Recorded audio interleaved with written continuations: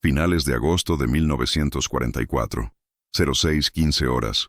Puesto de observación 4 Sparrow, Francia. El general Beutel hojeaba los informes matutinos con una sonrisa que mezclaba confianza y superioridad. Cada número parecía confirmar la grandeza del plan alemán. Los B-1, supuestamente invencibles armas de venganza de Hitler, cruzaron el Canal de la Mancha con precisión letal, llevando destrucción a Londres. Para Beutel y sus oficiales, cada V-1 lanzado era una garantía de que Gran Bretaña sucumbiría al poder de la ingeniería alemana. Sin embargo, esa confianza estaba a punto de convertirse en una silenciosa incredulidad. Lo que los alemanes llamaban perfección tecnológica resultó ser solo el comienzo de una sorpresa que ningún manual de cálculo o balística podía anticipar. Entre bastidores, la industria estadounidense se movía con una precisión industrial sin precedentes, produciendo e integrando un sistema que haría obsoletos los cálculos y predicciones de la Luftwaffe. Esa risa, esa confianza ciega, estaba a punto de ser silenciada por las líneas de montaje y los ingenieros que operaban en absoluto secreto. El vídeo mostrará cómo, en un solo día, el 82% de los V-1 lanzados fueron destruidos, una tasa que desafió todas las expectativas alemanas. Revelaremos el impacto de la Wehrmacht ante una tecnología que no podían concebir y el silencioso poder de la capacidad industrial estadounidense, demostrando que en la guerra moderna la perfección del arma individual nunca supera al genio colectivo. Lo imposible estaba a punto de convertirse en realidad. Pero antes de entrar en los detalles técnicos, hay una estadística que define toda esta historia. En un solo día, el 82% de los V-1 lanzados por los alemanes fueron destruidos antes incluso de cruzar el Canal de la Mancha. Para quienes estaban bajo el mando alemán, cada informe era un enigma imposible.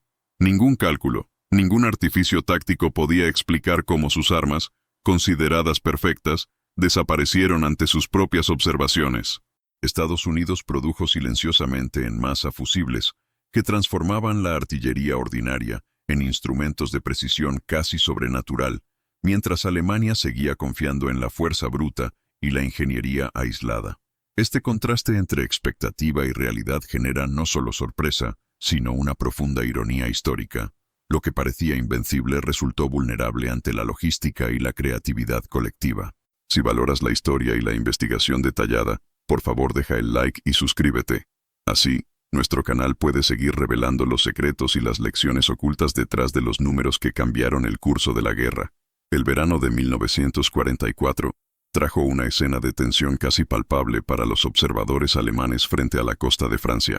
Normandía había sido invadida, y el día D puso al Reich en máxima alerta, con cada informe de inteligencia acompañado de análisis detallados de cálculos balísticos, trayectorias de vuelo y probabilidad de impacto. Los V-1, llamados aviones de venganza por los altos mandos, eran considerados la respuesta definitiva de Hitler a la invasión aliada, diseñados para traer una destrucción precisa a Londres. Cada lanzamiento, cuidadosamente cronometrado y calibrado, debía alcanzar su objetivo con efectividad matemática, y los ingenieros del programa V-1 confiaban en que la ciencia y la ingeniería alemanas garantizarían un resultado predecible.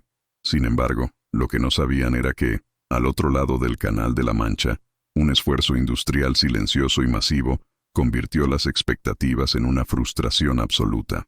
Mientras la Wehrmacht supervisaba cada proyectil lanzado, los laboratorios, fábricas y líneas de montaje estadounidenses trabajaban incansablemente para producir fusibles de proximidad VT a una escala nunca antes vista, combinando ingeniería avanzada, producción estandarizada y logística precisa. Alemania, dependiente del trabajo esclavo y de recursos limitados, observaba impotente, incapaz de comprender que cada mecha estadounidense era producto de la colaboración masiva, rigurosas pruebas e innovación sistemática. Para que te hagas una idea, durante ese verano, la producción diaria estadounidense de fusibles VT alcanzó unas 40.000 unidades diarias, mientras que Alemania apenas pudo lanzar unos cientos de V-1 operativos seguidos. Si te sorprendió esta disparidad, comenta abajo con una palabra: poder absoluto, increíble, datos impactantes o gana la logística. Esta diferencia industrial no solo sustentaba la eficacia de las defensas británicas, sino que también demostró un contraste moral y estratégico. Mientras los alemanes confiaban en el genio de un arma individual y la precisión aislada, los estadounidenses convirtieron la guerra en un sistema integrado, donde cada componente, cada trabajador, cada radar, contribuía a una red invisible de destrucción controlada. Los funcionarios alemanes recogieron en los informes la sensación de que algo inexplicable estaba ocurriendo. Misiles desaparecían ante sus ojos, los proyectiles explotaban sin contacto directo, y las matemáticas que sustentaban su confianza resultaban irrelevantes ante la escala industrial y tecnológica aliada. Cada lanzamiento fallido, cada V-1 derribado, era testigo silencioso de una superioridad que los alemanes no podían comprender. La potencia no residía en el arma en sí, sino en la capacidad de producción, la precisión logística y la innovación continua. Con el paso de los días, la Wehrmacht se dio cuenta de que sus fórmulas y manuales ya no dictaban los resultados, que lo que consideraban imposible ocurría una y otra vez, y que la fuerza estadounidense, invisible, silenciosa y constante, estaba reescribiendo las reglas de la guerra. Un informe interno resumió en pocas palabras la sensación que impregnaba las altas esferas. Nada en el Reich explica lo que ocurre en el canal. Y así, mientras Alemania seguía calculando, ajustándose y esperando, el tren de aterrizaje estadounidense giraba imparablemente, preparando el escenario para la revelación de que cada proyectil estadounidense destruía lo que más apreciaban, la ilusión de invencibilidad del V-1, anticipando la escalada que convertiría un arma de terror en un testimonio de una inimaginable superioridad industrial y tecnológica. El V-1, oficialmente llamado Fieseler Fi-103, era más que un arma, era una promesa. Promesa de venganza, de control aéreo, de revertir el curso de la guerra. Para el alto mando alemán, esta aeronave no tripulada representaba la cima de la ingeniería bélica moderna. Un misil de crucero con un alcance de más de 250 kilómetros, propulsado por un motor Pulsejet Argus AS 109014, capaz de alcanzar velocidades de 640 km/h en vuelo nivelado. Con 850 kilos de explosivos, fue lanzado desde raíles catapultados y programado para cortar el aire con un sonido metálico, casi grotesco, que se convertiría en un símbolo de temor en las calles de Londres. El sonido cesó de repente segundos antes del impacto, cuando el motor se detuvo y el proyectil se lanzó en picado sobre el objetivo. La planificación estratégica del Reich se basaba en el V-1 con una precisión casi religiosa. En Pinneberg y Peenemünde, donde los ingenieros del programa de armas V-Waffen supervisaron su desarrollo, las proyecciones eran ambiciosas.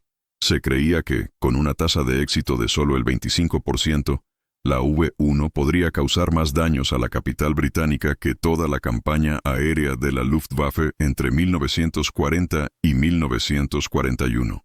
El coste de producción rondaba los 5,00 marcos por unidad, lo que lo hacía considerablemente más barato que las misiones tripuladas de bombarderos y, sobre todo, libre de riesgos humanos directos. Era una solución que combinaba lógica industrial, economía de guerra y efecto psicológico. No era solo un arma, era un mensaje. El Reich aún tenía alcance. Las primeras unidades se lanzaron poco después del día D en junio de 1944, con objetivos claros y una cadencia de fuego cada vez más intensa. Alemania planeaba lanzar miles. La precisión era baja, pero se esperaba que el volumen compensara las pérdidas. Inglaterra, agotada tras años de guerra, se vería obligada a negociar o colapsar. Al principio, las estadísticas parecían prometedoras. El V-1 rompió defensas rudimentarias, voló por debajo de globos de barrera y era demasiado alto para la mayoría de las baterías antiaéreas. El tiempo de reacción de las defensas británicas se redujo y los cazas de la RAF tuvieron dificultades para alcanzarlas a tiempo. Para julio, se habían lanzado más de 4.000 unidades contra Londres. La moral de la población civil británica fluctuaba con cada nuevo ataque.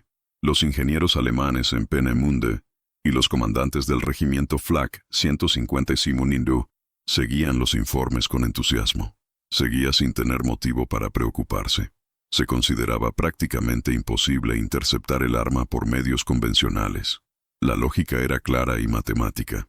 Un V-1 volaba entre 600 y 700 metros de altitud, y las probabilidades de un impacto directo de proyectil de artillería ordinario incluso con el uso de fusibles ajustados manualmente, eran inferiores al 0,01%. Requería detección rápida, cálculo balístico instantáneo, programación precisa del momento de las explosiones.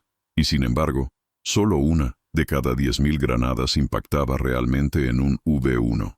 Este hecho era conocido por los propios británicos, y por esta misma razón creció la confianza alemana. Basándose en estas premisas, los lanzamientos se intensificaron.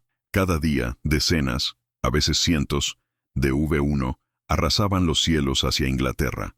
El sonido pulsante de su motor anunciaba la llegada de un nuevo ataque, y la propaganda del Reich se alimentaba del miedo que inspiraban.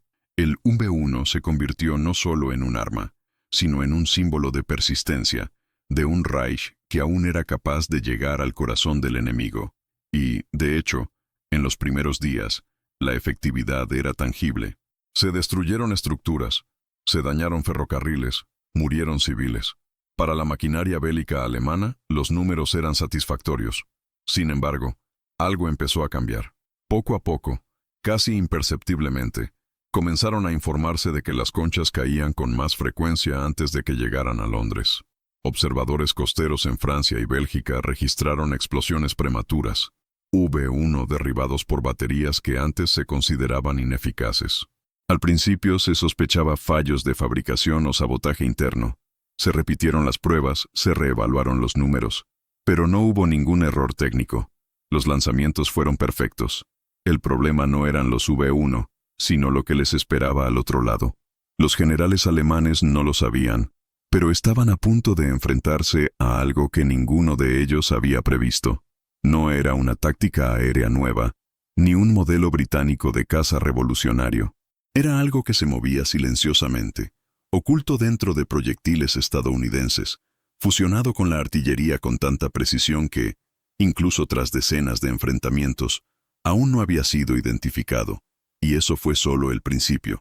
El punto de inflexión estaba a solo unos días.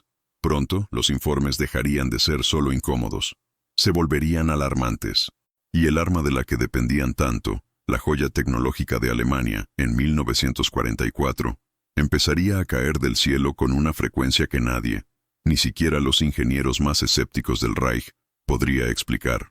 A principios de julio de 1944, los oficiales de la Luftwaffe comenzaron a notar una discrepancia persistente en los informes de efectividad del UP-1. No fue solo una variación estadística o un margen de error operativo. Los números simplemente no tenían sentido. En menos de 3 semanas, la tasa de intercepción había saltado de valores residuales, por debajo del 10%, a niveles cercanos al 25%. La explicación lógica sería un cambio significativo en el comportamiento de las defensas británicas, pero ninguna acción conocida justificaba este tipo de salto. El mando Flak 155 W, responsable de monitorizar la eficacia de las armas V, ha iniciado una investigación interna. Las pruebas en territorio controlado mostraron un funcionamiento normal. Los lanzamientos, en su mayoría, siguieron rutas predecibles. La mecánica de vuelo se mantuvo estable. El motor Pulselet, incluso con sus intensas vibraciones, mantenía el impulso hasta el momento esperado de caída. Entonces, ¿por qué se adelantaban al tiempo? La inteligencia alemana consideró una nueva generación de cazas británicos, pero el análisis de la RAF indicó que los aviones seguían teniendo dificultades para seguir el ritmo del V1. Las maniobras de intercepción, con sus inmersiones arriesgadas y maniobras repentinas, seguían siendo una solución de alto riesgo y bajo rendimiento. Algunos pilotos británicos habían aprendido a desestabilizar V1 con sus alas, pero este tipo de contacto directo era poco práctico a gran escala. El verdadero punto de inflexión venía desde la tierra, pero eso los alemanes aún no lo sabían. Lo que comenzó como una reestructuración de la línea de defensa británica resultó ser, en efecto, una operación altamente coordinada que involucraba artillería, ingeniería electrónica y posicionamiento geoestratégico. Las defensas del sureste de Inglaterra se reorganizaron en cinturones concéntricos, donde cada anillo tenía una función clara: detección, seguimiento y neutralización. En el centro de este equipo había un nuevo componente, el radar SCR-584. Desarrollado en Estados Unidos y enviado al Reino Unido en grandes cantidades, el SCR-584 no era solo un radar, era una pieza de artillería digitalizada. Equipado con seguimiento automático, el sistema podía fijar objetivos en movimiento con una precisión sin precedentes, enviando los datos directamente a los cañones antiaéreos. La tecnología permitía calcular trayectorias de forma continua y en tiempo real, reduciendo el tiempo de respuesta de la artillería de minutos a segundos. Las unidades de la artillería real que antes operaban con sistemas ópticos y mesas manuales, ahora contaban con una solución integrada de detección de incendios. Cada batería equipada con SCR-584 era capaz de seguir el vuelo de los V-1 desde la costa hasta el interior del país, coordinando el fuego con creciente eficacia. Sin embargo, aún había un elemento esencial que los alemanes no podían ver, y ni siquiera los propios artilleros británicos comprendían del todo. Algo en los proyectiles disparados había cambiado. Algo que hacía que las granadas explotaran demasiado cerca, demasiado precisas, demasiado letales para explicarse solo con una mejor puntería. Pero los datos seguían siendo insuficientes para sacar conclusiones definitivas. En la práctica, lo que se observó fue un cambio en el comportamiento del enemigo. V-1, que antes eran inmunes, estaban siendo derribados en pleno vuelo. En varias ocasiones, observadores costeros alemanes informaron de explosiones ocurriendo a cierta distancia del proyectil, y sin embargo, el V-1 cayó en picado.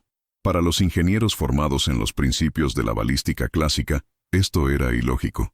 Los proyectiles de artillería necesitaban impacto directo o un tiempo muy preciso para hacer efecto.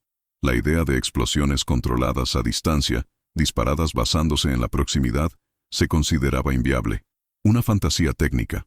Pero los resultados empezaban a acumularse, y los informes, una vez confiados, comenzaron a mostrar términos más vacilantes. Posible adaptación táctica aliada, comportamiento inesperado de la artillería costera, mecanismo de fuego no identificado. En las reuniones del alto mando, la preocupación crecía. Londres, que debería haber estado en llamas, aún resistió, y con cada nueva tanda de V-1 lanzada, más proyectiles no alcanzaban su objetivo. La confianza en los números empezaba a desmoronarse. Un ingeniero de Peenemünde anotó en su diario técnico: «Parece que los británicos han descubierto una forma de vernos antes de que nosotros podamos verlos a ellos».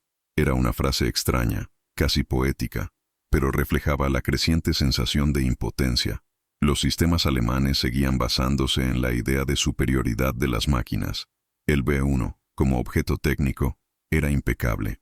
Pero ya no bastaba con tener un buen arma. Era necesario entender la guerra como una red. Y esa era una lección que los alemanes aún no habían aprendido. La superioridad industrial estadounidense no se tradujo en una sola pieza de ingeniería, sino en toda una cadena de producción, integración e inteligencia aplicada. Y todo esto ahora funcionaba en silencio, con una eficacia que la Wehrmacht ya no podía ignorar. En las semanas siguientes, la tasa de intercepción de los V-1 superaría el 50%. Era un número impensable para los cálculos originales. Y lo más desconcertante, nadie, ni siquiera los físicos del Reich, podía explicar exactamente cómo estaba ocurriendo esto. El enemigo parecía ganar no con fuerza, sino con precisión invisible. Y la respuesta a ese enigma estaba a punto de salir de dentro de un proyectil estadounidense, equipado con un secreto tan bien guardado como la propia bomba atómica.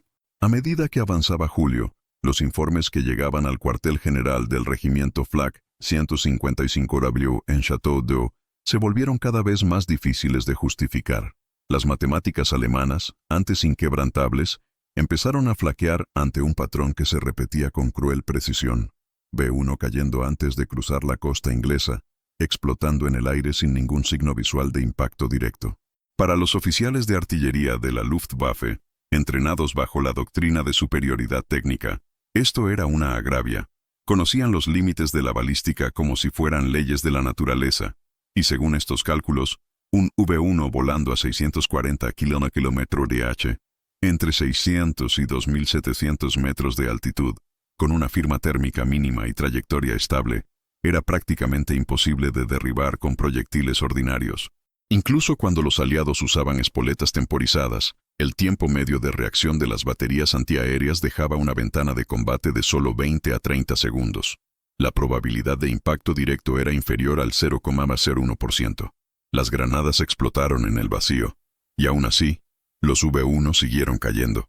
A lo largo de la costa atlántica, los puestos de observación alemanes registraron explosiones repentinas en el aire, a menudo a decenas de metros de los proyectiles. Los V-1, sin daños visibles, se desestabilizaron, entraron en trompo o simplemente se desintegraron en pleno vuelo. Los teóricos de la Luftwaffe probaron varias explicaciones: interferencia atmosférica, sabotaje en fábricas, nuevas municiones experimentales británicas. Ninguna tenía sentido técnico. No hubo fallos recurrentes en los sistemas de navegación del BP-1. No hay evidencia de que la RAF hubiera desarrollado un caza o misil aire-aire con esta tasa de éxito. Las explosiones parecían ocurrir con precisión matemática alrededor de los objetivos, y en un número creciente de casos. El problema se agravó por el silencio del servicio de inteligencia. Los intentos alemanes de recuperar proyectiles aliados no dieron resultados concluyentes. Sin batería, sin radar, sin artefactos derribados que proporcionaran pistas. La ironía de esta historia es que la solución estaba delante de ellos, visible en los informes, en las tablas de intercepción, en las rutas B1, pero su mente estratégica, moldeada por una fe absoluta en la ingeniería autosuficiente, les impedía ver. Si te gusta desentrañar estos hechos y mostrar cómo la arrogancia técnica puede cegar incluso a las potencias más avanzadas, muestra tu apoyo. Dale like y suscríbete para que podamos seguir trayéndote más historias ocultas como esta.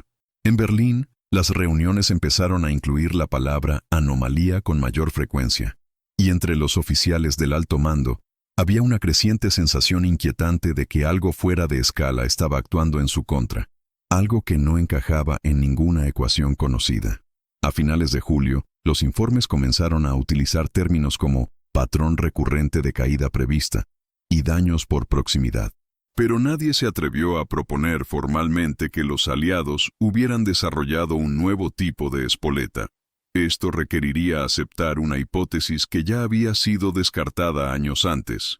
En 1939, tras el análisis del llamado Informe de Oslo, que mencionaba, entre otras tecnologías, la investigación sobre fusibles de proximidad, la Wehrmacht juzgó la información como desinformación deliberada, y por ello fue archivada. El resultado de este abandono se estaba haciendo visible.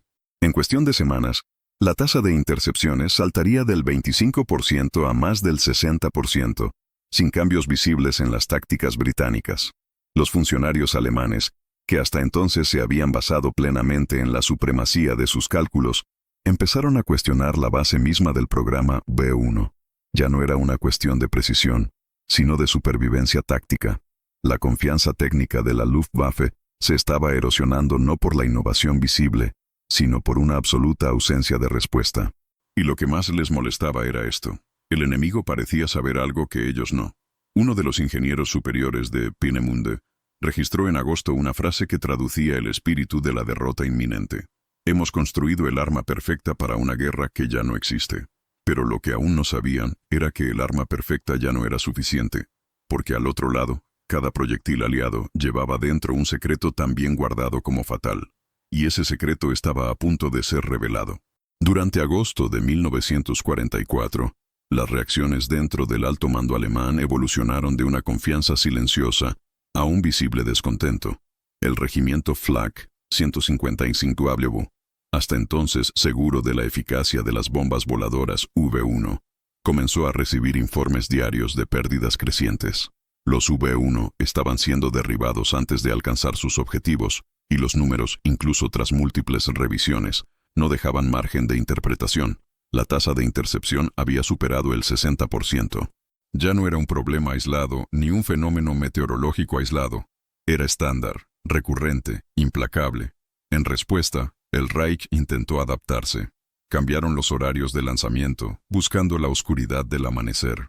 Variaban altitudes, ajustando trayectorias para escapar de la vista de las baterías antiaéreas fijas. Intentaron lanzar andanadas más grandes, intentando saturar el sistema defensivo aliado.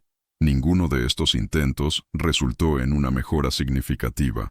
Los V1 seguían cayendo con la misma precisión casi coreografiada. Cada nueva ronda de frustración experimentada sumía a los estrategas en una mayor perplejidad. La doctrina de la superioridad técnica empezaba a desmoronarse. El problema no estaba en la fabricación de los V1, ni en las plataformas de lanzamiento. Era algo al otro lado, algo que funcionaba con una regularidad aterradora, pero que permanecía invisible para el aparato de inteligencia alemán. En Pinneberg, los ingenieros responsables de calibrar los giroscopios de guiado registraron ninguna falla sistémica. En Peenemünde, los responsables de la estructura aerodinámica reafirmaron que los V1 volaban con estabilidad, y sin embargo, cayeron. Un miembro del Estado Mayor incluso sugirió que los aliados podrían estar utilizando un nuevo tipo de campo electromagnético para desestabilizar los sistemas de navegación. La idea fue descartada como ficción. Otros sugirieron sabotaje en serie dentro de las fábricas. Pero ni siquiera los prisioneros forzados de Mittelberg sabían lo suficiente como para interferir con los sistemas.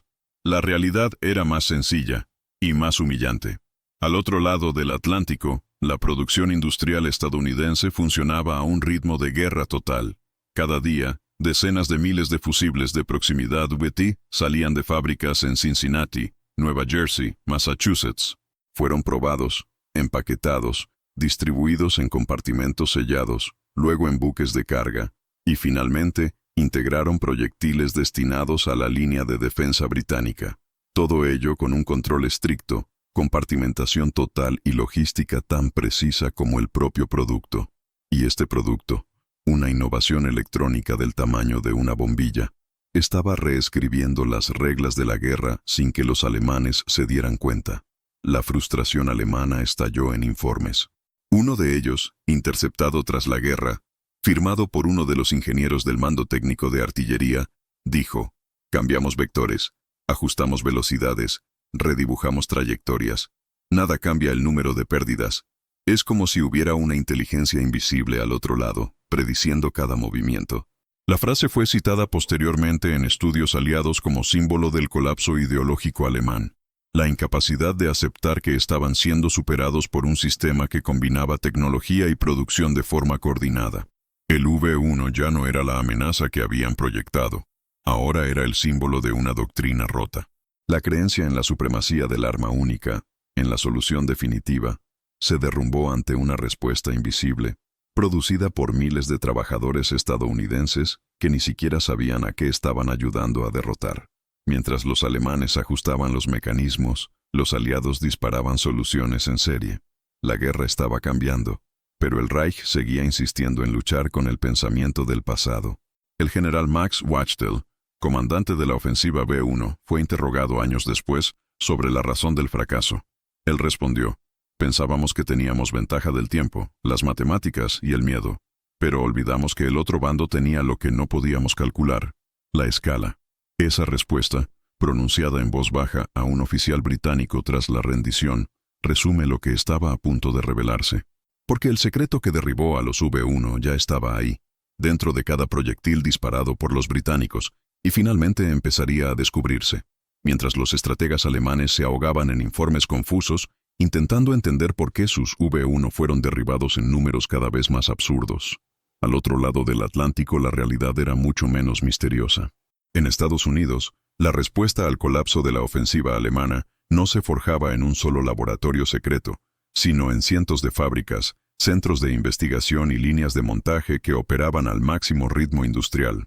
Desde 1942 en adelante, el gobierno estadounidense canalizó una parte significativa de su capacidad electrónica para un único propósito: producir espoletas de proximidad, las llamadas espoletas VT, a gran escala y con absoluta fiabilidad. El desarrollo había comenzado antes de la entrada oficial de Estados Unidos en la guerra, bajo la dirección de científicos del Laboratorio de Física Aplicada de la Universidad Johns Hopkins, y se transformó rápidamente en un programa nacional, con la participación directa de empresas como Crossley Corporation, Sylvania Electric, Raytheon, Westinghouse y General Electric. El reto no era solo técnico, era logístico, humano y estructural. Los fusibles debían contener transmisores de radio miniaturizados, tubos electrónicos capaces de sobrevivir a aceleraciones superiores a 20.000 veces la gravedad, baterías que permanecerían inactivas durante años y se activarían en milisegundos, y sensores capaces de detectar la aproximación de un objetivo con una precisión de unos pocos metros. Cada uno de estos requisitos era, en sí mismo, un obstáculo que los ingenieros alemanes consideraban insuperable. Pero los estadounidenses no apostaron por el genio aislado. Apuestan por la cooperación y la escala. En lugar de intentar centralizar el desarrollo en una sola instalación, el programa se compartimentó entre más de 100 fábricas y centros de pruebas. Cada unidad produjo piezas específicas, con meticulosos controles de calidad y redundancias planificadas. Ningún trabajador conocía todo el sistema, pero todos sabían que estaban contribuyendo a algo decisivo. Miles de mujeres, movilizadas por el esfuerzo bélico, ocuparon roles técnicos en turnos de 12 horas, muchas de ellas entrenadas en pocas semanas para ensamblar componentes electrónicos con precisión milimétrica. En Ipswich, Massachusetts, Sylvania producía más de 400,000 tuberías miniaturizadas al día. En Crossley Corporation, en Ohio, más de 10,000 empleados fabricaban y probaban 16,000 cebadores al día. Para 1944, Estados Unidos producía cada 24 horas más fusibles de proximidad de los que Alemania podía lanzar de los UP-1 en una semana. La ingeniería era impresionante, pero lo que realmente inclinó la balanza fue la capacidad de integrar esta tecnología en la artillería de campaña. Los proyectiles equipados con espoletas BT estaban montados con sensores que transmitían señales de radio de forma continua. Cuando estas señales encontraban una superficie cercana, como el fuselaje de un V-1, el circuito interno desencadenó la detonación. No era necesario un impacto directo. Fue suficiente para acercarse. La diferencia era brutal. Donde antes hacían falta más de 2.500 granadas para derribar un solo V-1, ahora 100 eran suficientes. Y cada una de estas granadas era suministrada por un componente de grado industrial, empaquetada, rastreada y distribuida a través de una cadena logística que se extendía desde América hasta las bases de artillería en la costa inglesa. El impacto práctico fue abrumador. En cuestión de semanas, la tasa de intercepciones pasaría del 17% a más del 80%. El cambio fue tan abrupto que entre los propios artilleros británicos surgieron rumores sobre municiones milagrosas. Pocos sabían realmente qué había dentro de los proyectiles que disparaban. La información era tan restringida que, incluso en unidades de campo, las reservas de munición BUET se contaban pieza a pieza, se almacenaban por separado y se custodiaban con protocolos de confidencialidad casi absolutos. Pero su efecto era visible. La línea de defensa británica se había convertido en una máquina de precisión, y la industria estadounidense era el corazón invisible que mantenía todo en marcha. Mientras los alemanes redibujaban los gráficos, buscando explicaciones esotéricas para el accidente de sus V-1, los estadounidenses solo aumentaron la producción. A finales de 1944, Estados Unidos habría fabricado más de 22 millones de espoletas de proximidad. Ya no se trataba de ganar una guerra, se trataba de redefinir lo que significaba estar preparado para ello. Y las primeras señales de que los alemanes empezaban a sospechar esto aparecieron justo cuando sus propios ingenieros se enfrentaban a una estadística imposible. A finales de agosto, en solo un día, el 82% de los B-1 lanzados habían sido derribados antes de cruzar la costa inglesa, y nadie sabía cómo. La eficacia casi sobrenatural de las defensas británicas contra V-1 no se debía solo a la innovación tecnológica. Dependía de algo aún más difícil de lograr en tiempos de guerra: el secreto absoluto y la disciplina logística. No solo las espoletas de proximidad BT funcionaban con precisión letal, sino que estaban encerradas en una cortina protectora operativa tan densa como el acero de un acorazado. La decisión de no revelar su existencia, ni siquiera a los soldados que los usaron, fue tan estratégica como su propia creación. Cada proyectil equipado con una espoleta BT se almacenaba en compartimentos especiales, separados de la munición ordinaria, con un estricto control de inventario. Cada granada estaba numerada, rastreada y transportada con escolta, y cualquier fallo requería ser recuperado de inmediato. Los proyectiles disparados que no explotaban en combate eran recogidos inmediatamente por equipos especiales. Ningún fragmento podía caer en manos enemigas.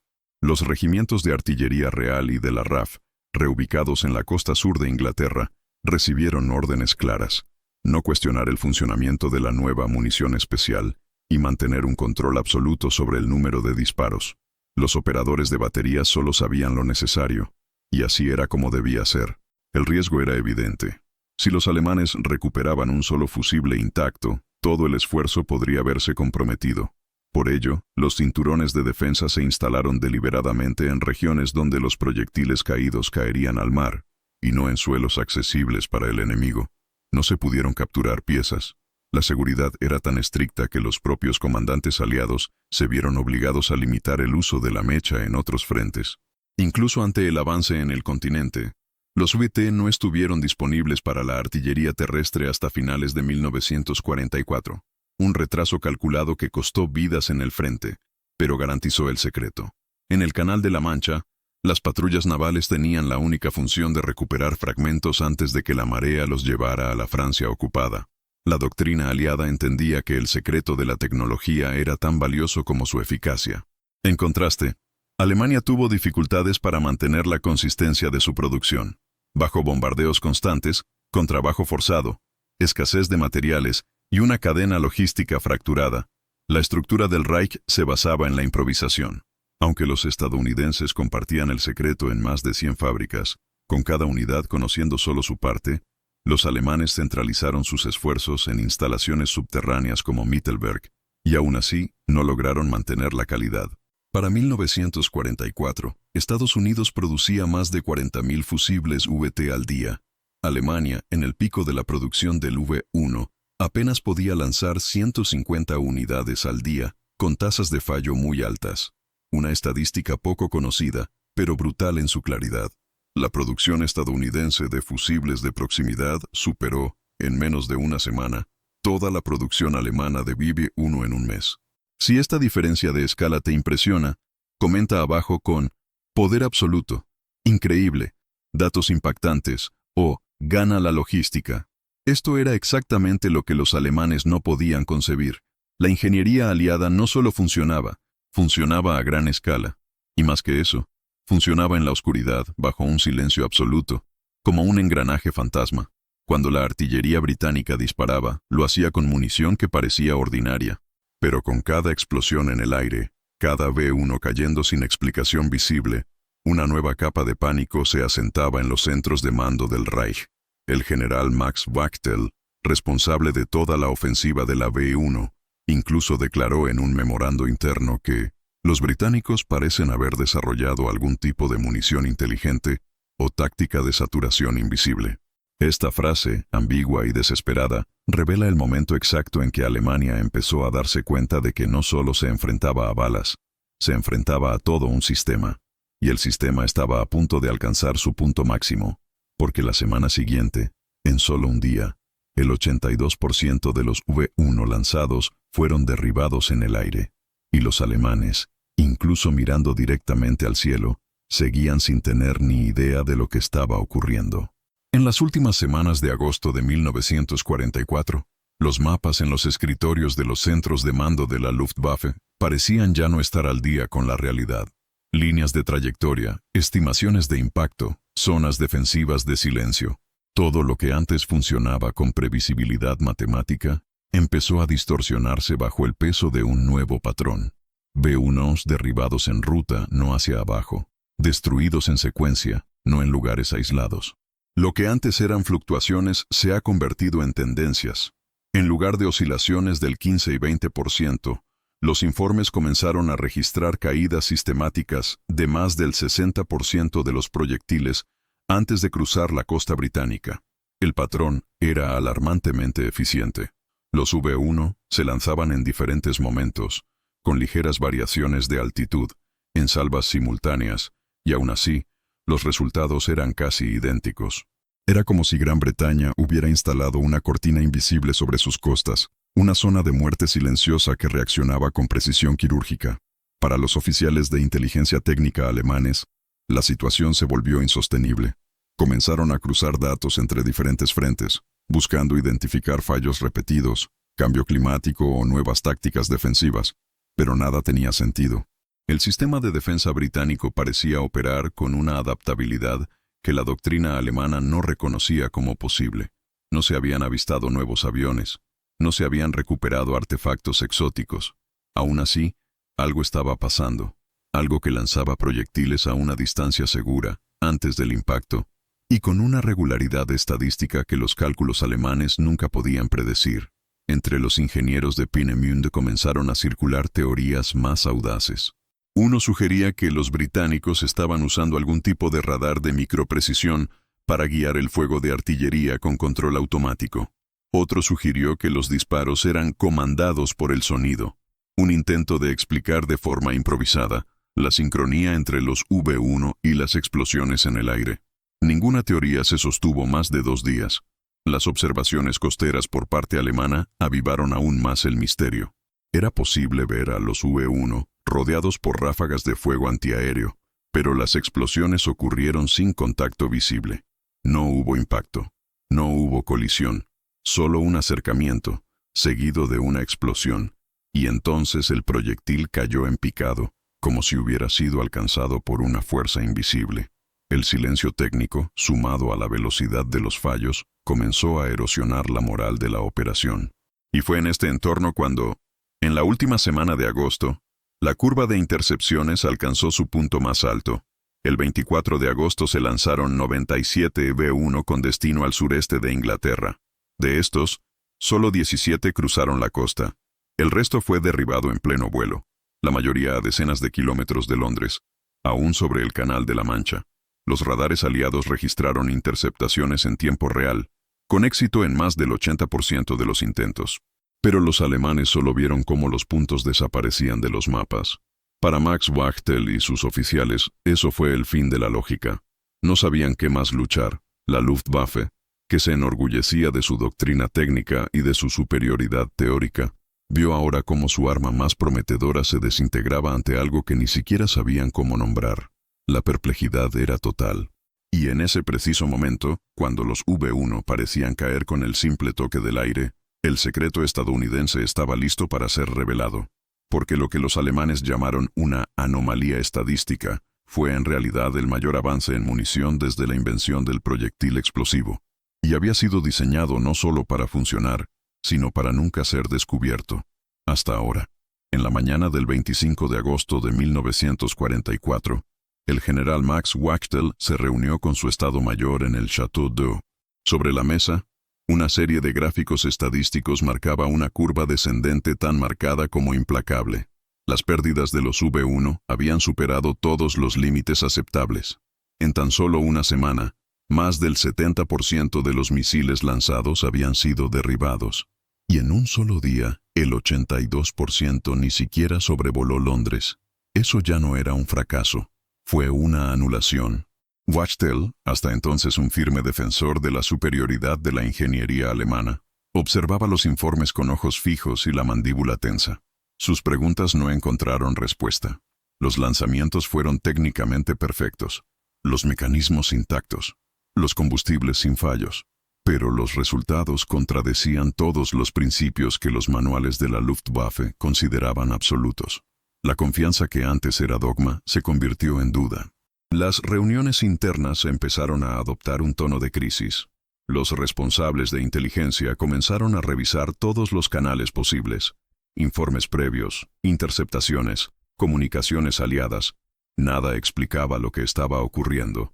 Incluso se propuso, en voz baja, que los británicos habían recibido armas poco convencionales de los estadounidenses.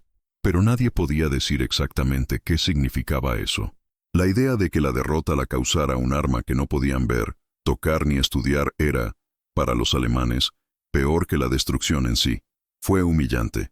La arrogancia técnica del Reich, alimentada por años de avances en cohetería, aviación a reacción y armas automatizadas, comenzaba a desmoronarse. La frustración era visible. Un informe interno de Abteilung VI, la rama de evaluación de eficiencia de armas UMBE, describió la situación como estratégicamente insostenible.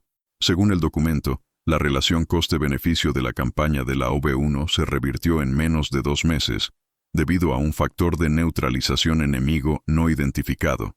El lenguaje era cauteloso, pero el contenido era devastador. Esto significaba que el esfuerzo de mantener la producción, transporte y lanzamiento de los V-1 ya no merecía la pena. Era lanzar tecnología avanzada contra una pared invisible. La frialdad alemana empezaba a dar paso a la desesperación. En Peenemünde, los ingenieros se vieron presionados para que propusieran nuevas soluciones. En su lugar, comenzaron a revisar investigaciones antiguas descartadas, intentando encontrar pistas sobre lo que los aliados podrían estar utilizando. Uno de ellos incluso mencionó, en un memorando recuperado tras la guerra, que los patrones de explosión de los proyectiles aliados sugieren algún tipo de detonación por influencia externa, no colisionante. Era una descripción tímida, casi accidental, de lo que más tarde se reconocería como el funcionamiento básico de la mecha de proximidad. Pero para entonces, los alemanes ya estaban a tientas en la oscuridad. A lo que se enfrentaban no era solo una tecnología, era una doctrina. La doctrina estadounidense de ganar guerras con redes industriales y conocimiento compartido, no con armas individuales y soluciones místicas. Y esto, para un sistema centralizado y autoritario dependiente del genio de unos pocos, era insoportable. La ironía alcanzó su punto álgido. Mientras los alemanes esperaban que su arma de venganza quebrara la moral británica, fueron ellos mismos quienes cayeron en la duda. Los británicos se mantuvieron firmes. La ciudad de Londres, que debería haber sido evacuada, resistió. Las zonas objetivo no estaban en llamas. Al contrario, los informes de inteligencia indicaban que la población empezaba a ver a los V-1 con menos miedo. La amenaza, que había sido constante, estaba siendo interceptada, y esto creó un efecto psicológico opuesto a lo esperado. Por parte alemana, la única certeza era que el arma en la que habían depositado su esperanza estratégica había sido silenciosamente desactivada ante sus ojos. En septiembre se tomó la decisión: redirigir los recursos de la producción de V-1 al proyecto V-2. Pero ya era demasiado tarde. La imagen del V-1 como símbolo de poder no había sido destruida por un bombardeo, sino por un circuito electrónico invisible, diseñado en laboratorios civiles, ensamblado por miles de manos anónimas y disparado por soldados que ni siquiera sabían qué había dentro del proyectil. La victoria estadounidense allí no fue ruidosa, fue clínico, frío, necesitar. Y para los alemanes, lo más cruel no fue perder, sino no entender cómo. Porque el verdadero secreto seguía bajo llave. E incluso después del final de la ofensiva V-1, ni un solo ejemplo de mecha de proximidad cayó intacto en manos alemanas. El misterio persistía, y lo que los alemanes llamaban magia, los americanos simplemente lo llamaban método. Lo que los alemanes llamaban ciencia ficción, los estadounidenses llamaban producción en serie. En laboratorios ocultos entre universidades y fábricas en expansión, nació una de las tecnologías más avanzadas de la Segunda Guerra Mundial, invisible, silenciosa, pero devastadora. El fusible de tiempo variable, o simplemente fusible de proximidad VT, parecía demasiado pequeño para ser relevante. Y eso era precisamente lo que le hacía tan letal. El enemigo no le vio, no le escuchó, y nunca lo entendió a tiempo. La complejidad comenzó con una paradoja. Era necesario insertar un transmisor de radio funcional en un proyectil que se disparara a más de 1000 metros por segundo, resistiendo aceleraciones superiores a 20.000 veces la gravedad y rotaciones de hasta 25.000 RPM. Para los ingenieros del Reich, esto era físicamente imposible. Pero para los científicos estadounidenses, coordinados por Merle Tuve y Charles Lauritsen, era solo cuestión de ingeniería aplicada, los materiales adecuados y la colaboración industrial. El corazón del fusible era una radio miniaturizada, desarrollada a partir de tubos de vacío del tamaño de una uña, fabricados en masa por empresas como Sylvania Electric. Estos tubos, originalmente basados en diseños de audífonos, fueron reforzados para sobrevivir a las fuerzas extremas de la artillería pesada. Dentro del fusible, una batería inactiva permaneció inactiva durante años, hasta que fue activada por un impacto de tropezo, activando instantáneamente el circuito electrónico. El transmisor emitía señales de radio constantemente mientras el proyectil estaba en vuelo. Al acercarse a un objeto sólido, como el fuselaje de un V-1, la señal reflejada regresaba al receptor del fusible. Esta diferencia entre emisión y recepción se interpretó como proximidad, activando el detonador. El resultado: explosión a pocos metros del objetivo, en lugar de depender de un impacto directo. Este margen de error convertía la imprecisión en eficiencia, multiplicando la letalidad de la artillería convencional hasta por 10. El radar SCR-5084 proporcionaba la ubicación y trayectoria del V1. El cañón giraba automáticamente, y el fusible VT se encargaba del resto, incluso si el proyectil no impactaba en el objetivo con precisión matemática. Era un sistema cerrado e interconectado, casi orgánico en su respuesta automática al enemigo. Y lo más impresionante, era operado por soldados que ni siquiera sabían qué había dentro de la munición. Las fábricas americanas no solo producían armamento, sino que producían redundancia, precisión y fiabilidad. Se probó cada fusible, y de cada lote se disparaban muestras contra cañones reales, para asegurar que incluso bajo fuego, la electrónica y la química funcionaran en perfecta sincronía. Para 1944, EE-UU producía 40.000 fusibles VT al día. El coste unitario, que en 1942 era de $732, cayó a $18 en solo 3 años. Mientras Alemania luchaba por fabricar V1 con mano de obra esclava y piezas escasas, Estados Unidos dedicó más de 22 millones de estos dispositivos a todos los frentes. La escala era tan absurda que durante la segunda mitad de 1944, la producción mensual de fusibles estadounidenses superó la producción total de V1 durante toda la guerra. Los alemanes, que habían invertido millones de marcos en la creación de la Wunderwaffe, el arma maravilla, estaban siendo derrotados por componentes electrónicos que cabían en la palma de su mano y costaban menos que una radio doméstica. La ironía tecnológica era casi cruel. En los sótanos de Pinneberg y Peenemünde, los ingenieros alemanes seguían discutiendo cómo miniaturizar un tubo de vacío sin que se rompiera bajo presión. La mayoría de sus diseños ni siquiera sobrevivieron al primer disparo de prueba. Mientras tanto, las mujeres estadounidenses trabajaban jornadas de 12 horas ensamblando tubos, conectores, detonadores y baterías con precisión quirúrgica. No sabían lo que estaban construyendo, pero sabían que era importante. Los oficiales alemanes, observando las pérdidas cada vez más absurdas de sus V1, no podían concebir la respuesta. Los informes hablaban de desviaciones de trayectoria, interferencias de motor e incluso fallos de construcción. En ningún momento sospecharon un avance tecnológico que usara las leyes de la física como un arma silenciosa. Lo que llamaban un fracaso era en realidad el éxito absoluto de la ingeniería rival. Pongámonos aquí a señalar un hecho que Berlín ignoró. Solo la Crossley Corporation produjo 5 millones de fusibles VT, casi una cuarta parte de la producción total estadounidense. Esto significa que una sola fábrica en Estados Unidos fabricó más dispositivos de precisión que toda la industria armamentística alemana produjo V1. Si esta estadística te impresiona, déjala en los comentarios. La logística gana. Esa es la historia que estamos contando. Y aún está lejos de terminar. El mayor secreto del fusible de proximidad era precisamente su simplicidad funcional. No tenía por qué ser infalible. Era suficiente para ser viable. Y esto solo fue posible porque, en Estados Unidos, la ciencia, la industria y la logística operaban como un solo cuerpo. No había un genio aislado, el científico genio al estilo alemán. Había una red, desde los físicos de Princeton hasta los trabajadores de Dayton, desde los ingenieros de Harvard hasta los obreros de fábricas de Detroit. Cada pieza, cada circuito, cada tornillo tenía una función clara, medible y replicable. Mientras el Reich apostaba por armas con nombres pomposos, los estadounidenses crearon soluciones modulares. El éxito del fusible VT no fue casualidad, fue una consecuencia.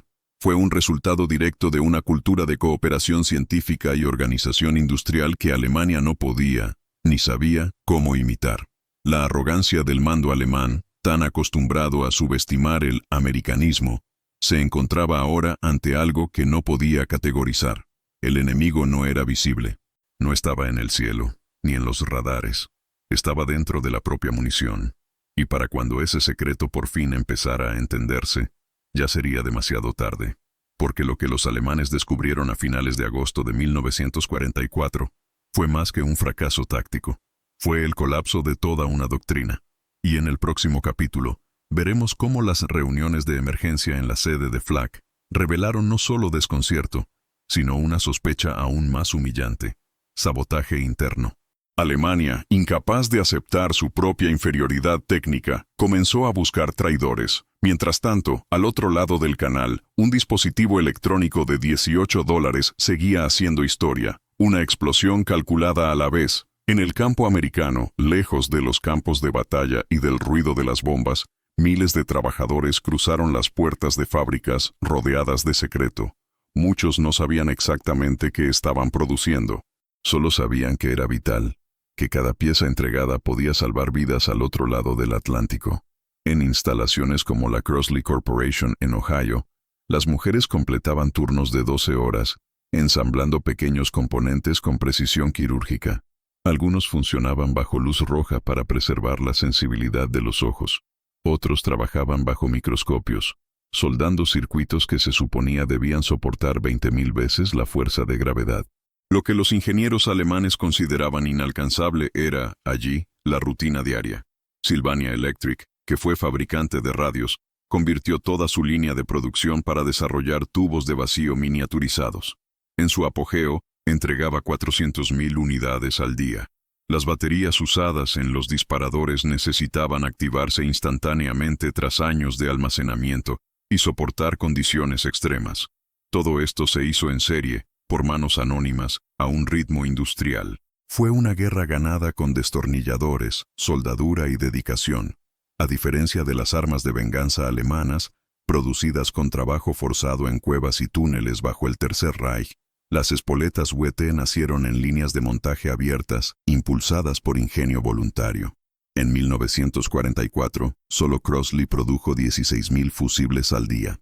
En total, Estados Unidos fabricaría más de 22 millones al final de la guerra, empleando a más de 80.000 personas en 110 fábricas. Alemania, en cambio, nunca superó unas decenas de miles de V1. Un solo mes de producción estadounidense de fusibles WT superó toda la producción alemana de V1 durante la guerra. Y aquí merece la pena detenerme. La producción estadounidense de fusibles WT superó a la de las bombas volantes alemanas a una escala abrumadora. Si este número te impresiona, comenta ahora. Poder absoluto. Para muchos de esos trabajadores, el impacto real solo se conocería tras la rendición de Alemania. Informes secretos, fotografías de B-1 derribados y testimonios de artilleros británicos revelaron que los dispositivos que produjeron habían salvado Londres de la destrucción. Una de las fábricas de Ipswich, Massachusetts, empleaba a más de 5.000 mujeres. Muchos de ellos nunca supieron que estaban fabricando el dispositivo responsable de derribar las armas milagrosas de Hitler. Trabajaron motivados por la confianza en el esfuerzo bélico y la promesa de formar parte de algo más grande. La ironía histórica era evidente. Por un lado, Alemania creía haber dominado la ciencia con cohetes de pulso y bombas autónomas.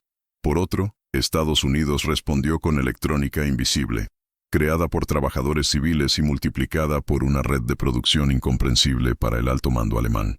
Los disparadores VT no tenían caras. Eran soldados invisibles, soldados sin uniforme. Pero sin ellos, ningún radar sería suficiente. Ninguna artillería sería precisa, ninguna zona de defensa funcionaría. El verdadero punto de inflexión no llegó en las playas de Normandía, sino en los bancos industriales de Indiana, Nueva Jersey y Ohio. Y a medida que la tasa de intercepciones aumentaba, del 17% al 82% en 10 semanas, los comandantes de la Luftwaffe vieron cómo sus estadísticas se desmoronaban. No sabían que estaban luchando contra los trabajadores. Las conferencias en Berlín no lograron explicar el fenómeno. Los análisis de los ingenieros señalaban fallos en los propios misiles, sabotaje, atmósferas anómalas. Nunca imaginaron que, mientras diseñaban soluciones complejas, la respuesta estadounidense ya estaba en camino de avanzar en vagones de tren sellados. En muchas fábricas, las piezas no podían llevarse a casa. No se pudo compartir información. Cada empleado firmaba cláusulas de confidencialidad y respondía ante el personal militar. Eran engranajes en una máquina tan vasta como silenciosa. Una máquina que derrotaba el mito del arma perfecta con miles de pequeñas explosiones, guiadas por ondas de radio y activadas por la proximidad. Y no había vanidad en ese esfuerzo. No había premios, ni nombres en los periódicos, ni condecoraciones públicas. Había cansancio, repetición y orgullo. El orgullo de saber que su trabajo, por monótono que fuera, podía marcar la diferencia entre un barrio salvado o arrasado. La producción en masa de fusibles, VT, representó un cambio de paradigma. No era necesario crear nuevas armas, sino hacer que las armas existentes fueran absurdamente más efectivas. Con los VT, cada cañón antiaéreo británico se volvió de 5 a 10 veces más letal. Eso significaba menos disparos, menos munición, menos soldados expuestos. Era la matemática de la eficiencia. Mientras los nazis invertían en armas maravillosas que consumían enormes recursos, los estadounidenses apostaban por multiplicadores de fuerza, y quienes convirtieron esta idea en realidad fueron trabajadores anónimos, muchos de ellos madres, viudas o adolescentes.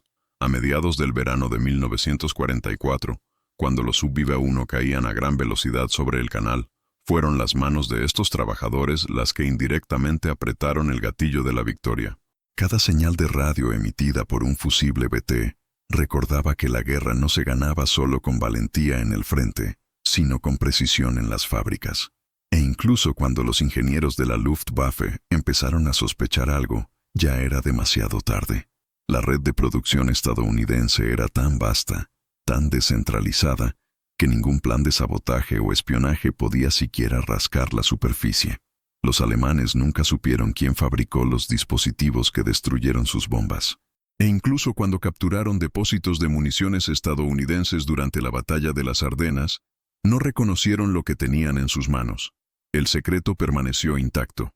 En la siguiente parte, veremos cómo este silencio estratégico, sostenido por miles de trabajadores anónimos, convirtió la artillería tradicional en una de las mayores amenazas invisibles de la guerra, y por qué Alemania nunca pudo entender que la estaba destruyendo desde dentro. En agosto de 1944, la costa sur de Inglaterra fue testigo de la consolidación de una respuesta estratégica rara vez registrada en la historia militar. Lo que comenzó como una respuesta de emergencia a la amenaza V1 se convirtió en un sistema de defensa aérea completamente rediseñado, interconectado y optimizado para un único propósito: anular la llamada arma de venganza de Hitler. La estructura de esta respuesta no fue solo de coraje o disciplina, sino de coordinación científica, planificación táctica, potencia de fuego e ingeniería aplicada. El radar SCR-584, de origen estadounidense, era el corazón de este sistema. A diferencia de los radares anteriores, no solo detectaba objetivos, sino que seguía sus trayectorias automáticamente con una precisión que desafiaba los estándares de la época. Cada vez que un V1 cruzaba el Canal de la Mancha, el SCR-584 capturaba su señal, calculaba la velocidad, altitud y dirección en tiempo real y enviaba instantáneamente esa información a las baterías antiaéreas británicas. Entonces, entró en juego el verdadero arma secreta, la mecha de proximidad VT. Integrado en los proyectiles, este pequeño dispositivo contenía un transmisor de radio capaz de detectar la presencia de objetos cercanos y detonar el explosivo sin necesidad de impacto directo. El resultado fue devastador. Donde antes se necesitaban unos 2.500 proyectiles para derribar un solo V1, ahora menos de 100 eran suficientes. El SCR-584 permitía el seguimiento. La artillería proporcionaba la fuerza necesaria. El fusible VT convertía esta fuerza en eficiencia absoluta. La coordinación entre estas tres tecnologías, radar, artillería y fusible, resultó en una tasa de intercepción que saltó del 17% en junio al 82% a finales de agosto. El cinturón defensivo británico, entonces, no era solo un conjunto de cañones. Era un organismo vivo, alimentado por datos y sincronizado en tiempo real. Las baterías costeras se posicionaron de modo que cualquier fallo de fuego terminara en el mar, fuera del alcance del espionaje o recuperación enemiga. No se podían perder proyectiles con fusible VT. Esta configuración, llamada la zona de la muerte, se extendía como un muro invisible sobre la costa inglesa, esperando en silencio los misiles enemigos. Desde el punto de vista de los alemanes, lo que estaba ocurriendo desafiaba completamente la física. Las explosiones ocurrieron demasiado cerca de las V1, con un tiempo de reacción demasiado corto, como para atribuirse a la artillería convencional. Pero no hubo avistamientos de cazas ni intercepciones visibles. Solo los V1 desaparecieron del radar, destruidos por un mecanismo que, para ellos, aún no existía. El sistema SCR-584 estaba propulsado por un conjunto giratorio que seguía con precisión objetos en movimiento a hasta 100 mph, perfecto para capturar el patrón irregular de los V1 que volaban a unos 400 mph. Al detectar el objetivo, el sistema transmitía los datos al ordenador analógico M9, que procesaba y enviaba las coordenadas a los cañones antiaéreos, que estaban conectados directamente al radar. Los equipos de operaciones, ahora con tareas reducidas a supervisión y recarga, observaron un ballet técnico de seguimiento, cálculo y fuego sincronizado, todo en una era anterior al ordenador digital. La eficacia de este sistema, según los informes del Mando de Artillería Real y Antiaérea, superaba incluso la comprensión de sus operadores. Muchos soldados no sabían cómo funcionaba la mecha, solo sabían que sus armas ahora impactaban en objetivos que antes parecían intocables. Las instrucciones eran claras. Los proyectiles con fusibles VT se distribuían en cantidades controladas, se rastreaban por número de serie, se almacenaban de forma segura y se usaban exclusivamente en situaciones específicas. Los artilleros recibían la munición con órdenes explícitas de no desperdiciar un disparo. En caso de fallo, se activaba inmediatamente una unidad de contención para recuperar el proyectil antes de que cayera en manos enemigas. Nada se dejó al azar. Este nivel de coordinación nunca fue alcanzado por la maquinaria bélica alemana. El Tercer Reich operaba en compartimentos aislados, marcados por la competencia interna entre ingenieros, militares y partidos. La Luftwaffe, por ejemplo, tenía su propio programa de misiles que competía con el de las SS. Los estadounidenses, integrando su industria con la investigación militar y el esfuerzo de la guerra civil, crearon una línea de producción estratégica donde todos los eslabones de la cadena sabían exactamente dónde encajaran. El general Frederick Pyle, comandante del mando antiaéreo, resumió la transformación en una frase: nos hemos vuelto quirúrgicos. La defensa británica, antes dispersa y reactiva, ahora era concentrada, proactiva y matemática. Con cada nuevo V1 derribado, se enviaba un mensaje al cielo. No bastaba con tener armas avanzadas, era necesario coordinarlas. El contraste era marcado. Mientras Alemania confiaba en hojas de cálculo de predicción balística y en una fe ciega en su superioridad tecnológica, los aliados apostaban por la integración total entre ciencia, producción y ejecución militar. Y los números hablaban por sí mismos. Sí, en junio, 8 de cada 10 V1 llegaron a territorio británico. En agosto la proporción se invirtió. 8 de cada 10 fueron destruidos en el aire, muchos antes de cruzar la costa. Es en este punto de la historia cuando el espectador atento se enfrenta a un hecho crucial. Entre junio y agosto de 1944, la eficiencia de intercepción aumentó casi 5 veces, sin ningún avance visible en el campo de batalla. El arma no había cambiado, tampoco el enemigo. Lo que había cambiado era invisible. Circuitos, válvulas, antenas, matemáticas. Para los alemanes, la derrota vino de un lugar que detestaban: la producción en masa de componentes electrónicos. Y si esta realidad técnica ya es sorprendente en sí misma, ¿qué pasa con la forma en que los alemanes afrontaron este fenómeno? En la siguiente parte, seguiremos, en detalle, las reuniones de crisis dentro del alto mando de la Wehrmacht, las reacciones de incredulidad y los intentos desesperados de justificar el fracaso. Todo ello sin llegar a comprender que estaban perdiendo la guerra por un secreto que ni siquiera sabían que existía. En el corazón de los centros de mando alemanes, entre gráficos dibujados a mano e informes transcritos por máquina, la desconcierto crecía como una sombra que ninguna ecuación podía disipar. Los ingenieros y oficiales de la Luftwaffe se basaban en sus cálculos, sus predicciones balísticas y la certeza matemática de que los V1 no podían ser derribados en masa. Y sin embargo, lo eran. Los informes informaban de tasas de intercepción que desgarraban la estructura de la lógica. Del 17% en junio, la cifra había subido al 74% en agosto, culminando en un 82% en un solo día. La inteligencia alemana estaba siendo derrotada no en un campo de batalla, sino en hojas de cálculo que no se cerraban. Para el Oberst Max Bachtel, comandante del regimiento Flak 155W, algo esencial se le escapaba a la comprensión. Solicitó una revisión completa de los procedimientos operativos, cuestionó la posibilidad de sabotaje interno, Pidió que se examinara la munición y que se rotaran unidades para eliminar la variable humana. Nada explicaba el fenómeno. En creciente desesperación, se emitieron nuevas órdenes para variaciones tácticas: alterar los horarios de lanzamiento, aumentar la densidad de salvas, experimentar con lanzamientos nocturnos o en condiciones meteorológicas adversas. Todos estos intentos dieron lugar al mismo patrón. Las bombas voladoras seguían cayendo del cielo mucho antes de alcanzar sus objetivos. Mientras la frustración se consumía entre bastidores en la Wehrmacht, la inteligencia alemana revisaba antiguos informes en busca de pistas. El informe de Oslo de 1939 volvió al centro de las discusiones. En él, un informante anónimo mencionó la posibilidad de que los británicos estuvieran desarrollando un tipo de mecha de detonación por proximidad. En aquel momento, la propuesta había sido descartada como desinformación, un farol tecnológico para desviar recursos de investigación. Ahora, la idea se volvió a considerar, pero con escepticismo. Los ingenieros alemanes consideraron técnicamente inalcanzable la miniaturización de tubos de vacío para proyectiles de artillería. Ningún circuito sobreviviría a las 20.000 veces la fuerza de gravedad generada por el disparo, revoluciones superiores a 25.000 RPM o temperaturas extremas.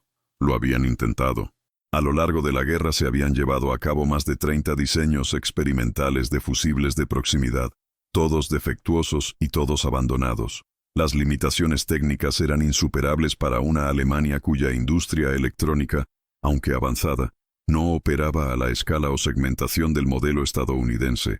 El desafío para los alemanes era un problema de física, no de ingeniería, y la física, creían, era definitiva. Esta creencia fue el pilar de la ideología tecnológica del Tercer Reich, la superioridad de la ciencia alemana como base de la victoria. Cuando se empezaron a analizar fragmentos de munición estadounidense en los campos de batalla, incluso frente a la evidencia física, los analistas rechazaron la hipótesis de que pudiera tratarse de una mecha de proximidad. En un caso especialmente revelador, una unidad de la Wehrmacht capturó un depósito estadounidense que contenía municiones completas. Ningún ingeniero presente identificó correctamente los dispositivos como portadores automáticos de sensores. La arrogancia les impedía ver. Creyendo que se enfrentaban a mechas convencionales, analizaron con lo que sabían y descartaron lo que no entendían. Este fue el verdadero triunfo del secreto estadounidense. Los alemanes literalmente sostenían el dispositivo en sus manos y no reconocían su importancia. En contraste, Estados Unidos había adoptado un enfoque completamente diferente. Desde el inicio del proyecto, el liderazgo estadounidense entendió que la guerra moderna se ganaría no solo con armas, sino con sistemas, con redes de producción, seguridad, ingeniería y distribución que actúan de manera interdependiente. Por lo tanto, el desarrollo de mechas de proximidad no se limitó a un solo laboratorio o fábrica. En total, participaron 110 instalaciones industriales en la cadena de producción. Cada fábrica era responsable de una parte específica del fusible y nada más. Ningún empleado común sabía a qué aportaba. Había un sistema de seguimiento para cada unidad producida, con requisitos contables estrictos. Los proyectiles disparados contra los V-1, por ejemplo, fueron catalogados y vigilados, mientras los buques patrullaban la costa para evitar la recuperación de munición defectuosa. E incluso entre los soldados aliados que usaron los proyectiles, el misterio permanecía. Pocos sabían que disparaban munición con sensores autónomos. Es en este punto cuando el contraste ideológico se vuelve insoportable. Alemania apostaba por el genio individual, por científicos como Werner von Braun, por laboratorios aislados, por soluciones ingeniosas desarrolladas por mentes brillantes. América, por el contrario, apostó por una inteligencia colectiva, difusa y coordinada. No fue el genio de un solo hombre, sino la efectividad de miles de manos. Una estadística que los alemanes nunca llegaron a comprender expone esta asimetría de forma brutal. Mientras Alemania produjo poco más de 25.000 bombas V-1 durante toda la guerra, Estados Unidos producía, en el apogeo de 1944, 40.000 fusibles de proximidad al día. Si te sorprendieron estos datos, escribe en los comentarios. Datos impactantes, porque ningún comandante alemán tenía acceso a ese número, y quizá, aunque lo tuvieran, no lo creerían. A medida que avanzaba agosto, Los informes que llegaban al cuartel general de Flak en Chateau por telégrafo ya no eran meros números. Se convirtieron en síntomas, algo invisible, algo que no podía medirse ni entenderse con los parámetros de la balística tradicional. Estaba saboteando la última gran esperanza de Hitler. Era como si Londres, gracias a una tecnología invisible, se estuviera volviendo invulnerable. El general Wachtel comenzó a solicitar cada vez más informes técnicos. En una reunión interna, según los registros de los interrogatorios aliados posteriores a la guerra, incluso dijo: «Estamos siendo derrotados por la artillería que piensa, o por algo que no sabemos cómo nombrar». No se hizo ninguna confesión pública. El miedo a sabotear la moral de las tropas y de la población era real, pero internamente se instauró el colapso ideológico. Los V-1 siguieron siendo lanzados, aunque sabían que eran interceptados en proporciones estadísticamente inaceptables. Era como lanzar acero y combustible al cielo por nada, una repetición ciega de una esperanza infundada. En Berlín, científicos que aún conservaban cierto prestigio ante el alto mando comenzaron a sugerir retiradas tácticas. Algunos propusieron poner fin al programa V-1 y concentrar esfuerzos en el V-2, que, por ser balístico y supersónico, eludiría cualquier defensa. Pero Hitler no estaba dispuesto a renunciar a su arma de venganza. La propaganda necesitaba la imagen del V-1 cruzando los cielos, aunque costara toneladas de acero, decenas de miles de trabajadores forzados y un futuro que se desvanecía con cada lanzamiento interceptado. En los pasillos de hormigón armado de Peenemünde, donde nació el programa V-1, solo quedaba la pregunta que nadie podía responder. ¿Cómo? ¿Cómo estaban los británicos cortando lo imposible? Y más, ¿qué fue exactamente lo que se le había escapado a la visión alemana? La respuesta, por supuesto, estaba llegando. En la siguiente parte, se revelará cómo el funcionamiento interno del fusible VT, con su circuitería miniaturizada y precisión milimétrica, no solo explicó la eficacia de las defensas aliadas, sino que expuso la distancia tecnológica entre dos potencias industriales. Era hora de desvelar el secreto que los alemanes nunca supieron nombrar. En Londres, los meses de verano de 1944 ya estaban marcados por el ruido constante de los motores pulsantes de las bombas volantes alemanas. Miles de ellos habían sido lanzados con un solo objetivo: quebrar la moral de la población británica y forzar la rendición mediante el terror. Sin embargo, en el lado alemán, la última estadística causó una incomodidad silenciosa en las salas de mando. La tasa de intercepción de los V-1 aumentaba de forma incomprensible. Lo que debería haber sido un arma invencible, según el razonamiento técnico y balístico de la Luftwaffe, empezaba a fracasar. ¿Pero por qué? La respuesta, aunque evidente sobre el papel, era invisible para los ojos del Reich. La ingeniería estadounidense estaba convirtiendo cada disparo aliado en una condena contra la tecnología nazi. Al otro lado del océano, fábricas que operaban las 24 horas del día producían fusibles VT, dispositivos electrónicos miniaturizados capaces de detectar objetivos en movimiento con una precisión absurda y detonar sin necesidad de contacto directo. Y fue esta revolución silenciosa, nacida de cálculos, cobre, soldadura e ingenio civil, la que redefinió el resultado de esa campaña. Las consecuencias fueron inmediatas y profundas. Según los datos del mando antiaéreo británico, solo 2.515 de los 9.521 V-1 lanzados contra Gran Bretaña impactaron en Londres. Esto representó no solo una victoria estratégica, sino una reducción catastrófica del impacto que pretendían los alemanes. Las bajas civiles, aunque dolorosas, 6.184 muertos y 17.981 heridos, podrían haber sido 5 veces mayores sin los fusibles de proximidad. El propio general Frederick Pyle, comandante de las defensas antiaéreas británicas, admitió que la diferencia entre supervivencia y destrucción masiva se definía por esa tecnología. La ciudad que se suponía debía caer, resistió. Las casas que se suponía que iban a ser ruinas permanecieron en pie. La población que debería rendirse ante el miedo se mantuvo firme. Mientras tanto, en el metro de Mittelberg en Alemania, el contraste era evidente. La producción de los V-1 dependía del trabajo esclavo procedente de los campos de concentración.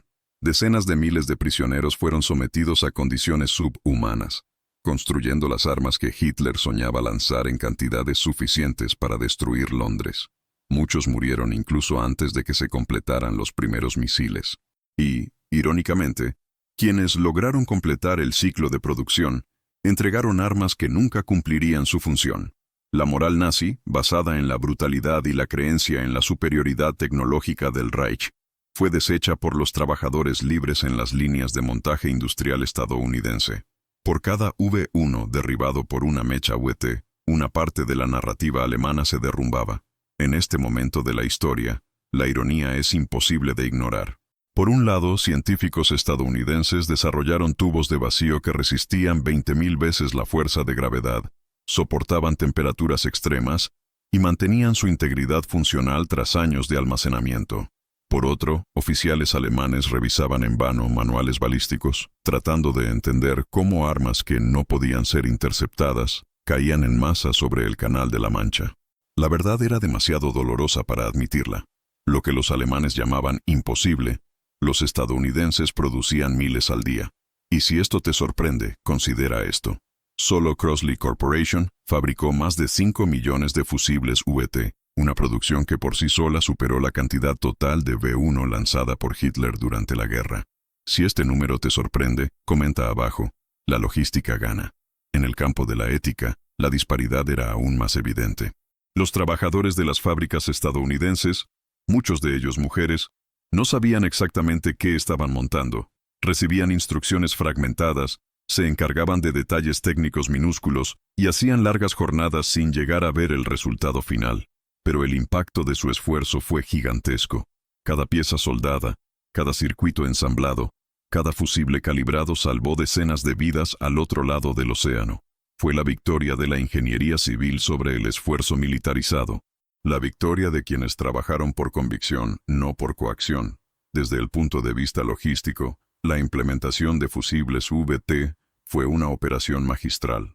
Los proyectiles equipados con esta tecnología se transportaban de forma segura, se distribuían en zonas estratégicas, se rastreaban tras su uso y se recogían inmediatamente si no detonaban. Nada podía caer en manos del enemigo. El grado de secretismo implicado en el programa era tan extremo que ni siquiera los artilleros sabían exactamente qué hacía que su disparo fuera tan efectivo.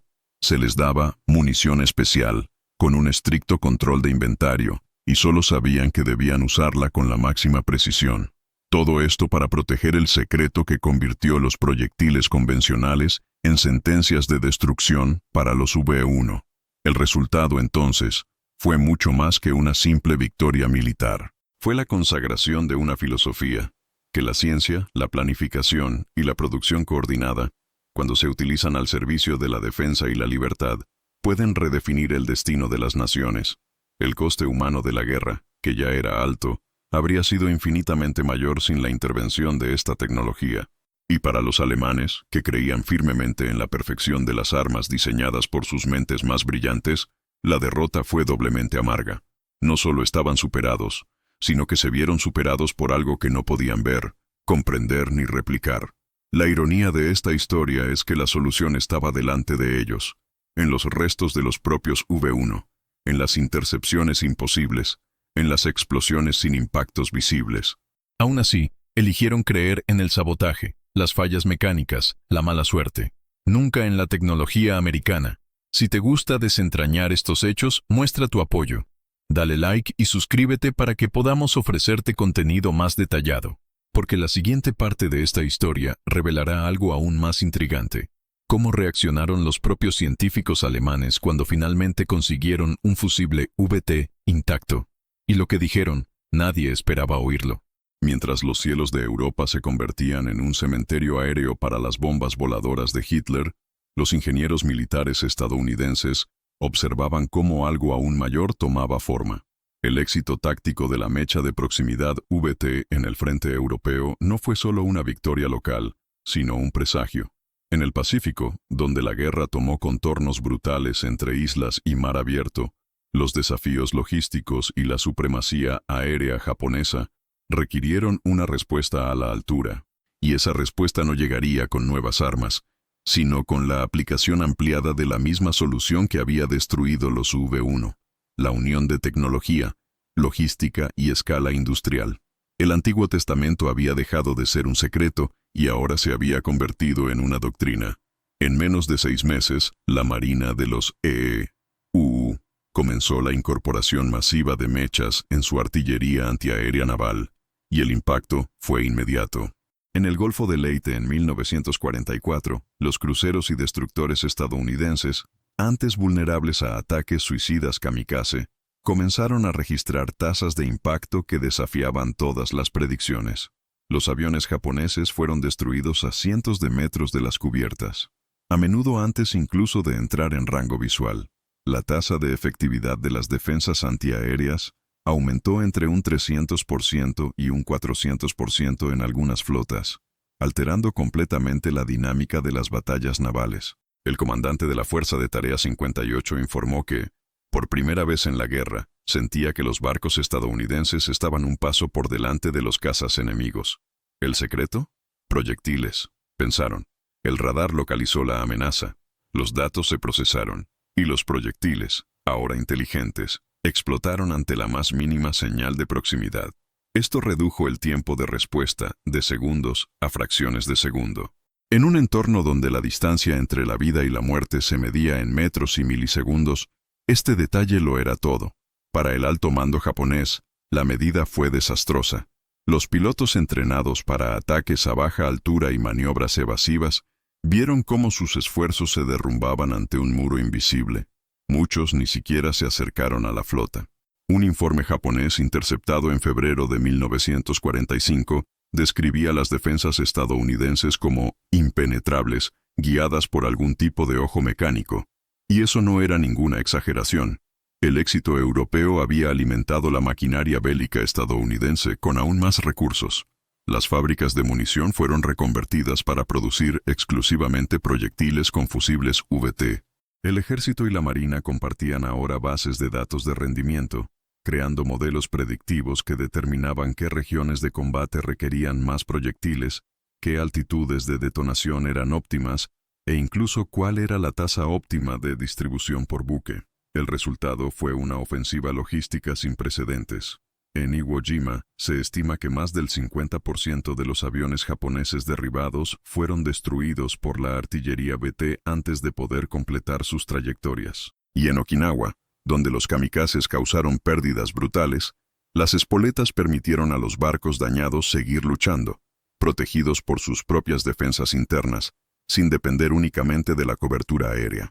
Esta escalada tecnológica ha tenido un profundo efecto moral. Las tripulaciones estadounidenses, que antes habían pasado noches enteras en máxima alerta, comenzaron a operar con más confianza. Sabían que sus proyectiles ya no necesitaban impactar directamente en su objetivo. Solo necesitaban acercarse, y cerca era suficiente para convertir un avión enemigo en una nube de fragmentos. Para los japoneses, este nuevo escenario significaba una cosa: el fin de la supremacía aérea en mar abierto. Un comandante de escuadrón japonés, interrogado tras la rendición, resumió su percepción con una frase corta: no luchamos contra hombres, luchamos contra máquinas invisibles que adivinaban nuestros movimientos. De vuelta en el continente americano, el éxito de la mecha VT redefinió las prioridades en el Departamento de Guerra. Desde el principio, los proyectos de armamento comenzaron a integrar especialistas en electrónica, radar y materiales. Por primera vez, la ciencia era una parte inseparable de la planificación táctica. El laboratorio Johns Hopkins, responsable de parte del desarrollo original de la mecha, se convirtió en un centro permanente de investigación militar. La lógica era sencilla. Si una sola innovación tecnológica hubiera salvado miles de vidas aliadas y redefinido el curso de batallas enteras, el futuro de las guerras se ganaría no solo por la fuerza, sino por circuitos, cálculo y precisión. La producción continuó proporcionalmente. Al final de la guerra, se habían producido más de 22 millones de fusibles de proximidad. De estos, casi 5 millones se utilizaron en la defensa del Pacífico. Un número impensable según los estándares alemanes, cuyas fábricas seguían operando con limitaciones críticas en el suministro de materias primas, electricidad y mano de obra especializada. Alemania, que se apoyaba en el genio de sus ingenieros, fue superada por un modelo que priorizaba la eficiencia colectiva, la escala industrial y la aplicación inmediata del conocimiento científico. Al final, la aplicación de fusibles VT en el Pacífico demostró algo que trasciende el campo de batalla. Demostró que la superioridad militar no se mide solo por el alcance de un arma o la velocidad de un caza. Se mide por la capacidad de un país para transformar la inteligencia en producción, la ciencia en doctrina y la innovación en rutina operativa.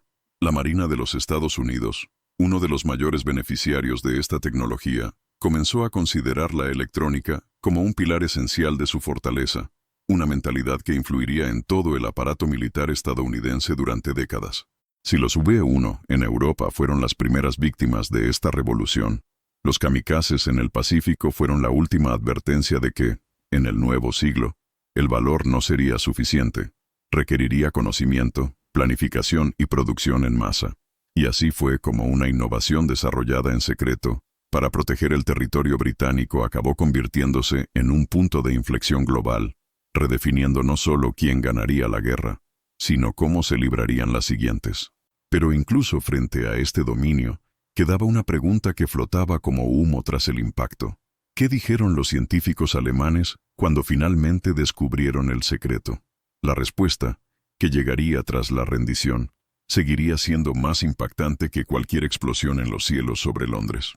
A medida que las fábricas estadounidenses producían a una escala sin precedentes y los radares SCR-584 guiaban proyectiles con fusibles VT hacia objetivos invisibles, empezaba a surgir una lección mayor, no en el campo de batalla, sino en el propio modelo de guerra. La victoria sobre el UP-1 no fue solo resultado de un invento genial o de un proyectil moderno. Era, sobre todo, la consecuencia de un sistema.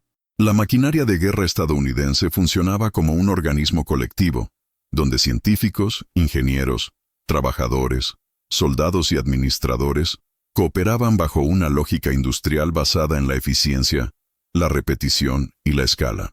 Esta lógica contrastaba brutalmente con la doctrina alemana, aún centrada en la figura del ingeniero genio y la búsqueda del arma definitiva, aislada, perfecta, pero limitada por un sistema cerrado y autoritario. En Estados Unidos, las universidades civiles se han convertido en laboratorios militares. Las empresas privadas colaboraban con el gobierno sin temor a la expropiación. Mujeres dirigían líneas de montaje junto a expertos en física nuclear. Un general estadounidense podía recibir informes directos de un profesor de Princeton sin que pareciera extraño. Sin embargo, en Alemania el secreto era absoluto. La desconfianza era sistémica, y la cooperación entre civiles y militares siempre estaba vigilada por la Gestapo. La diferencia estratégica era tan invisible como las propias mechas de proximidad. Los alemanes no sabían que estaban siendo derrotados no por un arma, sino por una cultura de producción. Cuando la inteligencia estadounidense identificaba una nueva amenaza, no respondía con una única solución brillante, sino con un grupo de trabajo multidisciplinar. Esto ocurría con los radares, bombarderos de largo alcance, y los propios VT. Ninguna de estas innovaciones fue hecha para brillar por sí sola. Todos estaban diseñados para funcionar juntos, como parte de un equipo amplio, silencioso y devastador.